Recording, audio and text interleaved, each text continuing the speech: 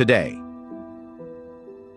For the first time in Malta, two men, Francis Gesualdo and Bernard Petit, priests of French origin, were executed in the main square of Vittoriosa in front of a large crowd. The two men had been condemned earlier that day by the Holy Inquisition to be burnt at the stake after they had been found guilty of heresy. Two other men, Falzon, Brandon Casaru, Peter Stunica, and Peter Cumbo, were given lighter sentences after they repented.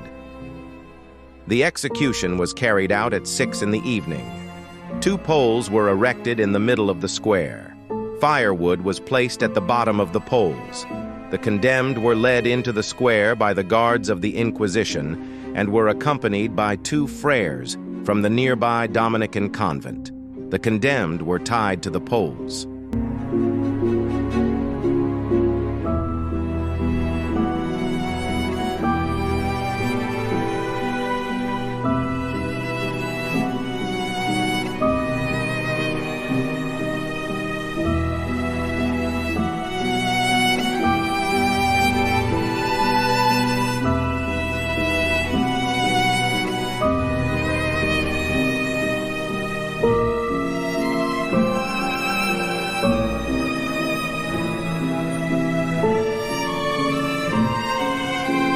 The Inquisitor himself was present.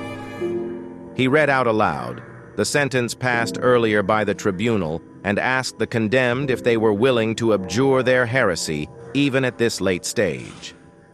Both Gesualdo and Petit refused to abjure their heresy even at this late stage, thus persisting in their heresy. The Inquisitor then condemned their souls to God and gave the order to the public executioner to proceed with the execution of the sentence. The pyres were lit. As the fire grew, the groans of pain from the condemned rang out loud. Death soon followed. The public dispersed soon afterwards. The charred bodies were then taken for burial by the staff of the Holy Roman Inquisitor. The men had been charged with heresy after Gesualdo had set up the Confraternity of Good Christians at Mdina in 1530. The confraternity met regularly to read and share the heretical writings of Martin Luther and others, such as Melanchthon and Erasmus. Inspired by the Reformation writers, the members of the confraternity harbored an alternative view to the current model of the Catholic Church, to which they all belonged.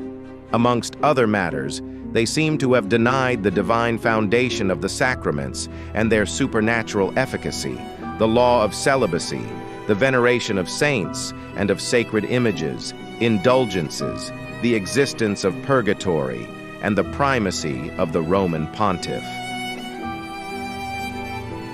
Moreover, most members of the confraternity were in possession of a copy of the New Testament in vernacular, which some had brought over from Sicily.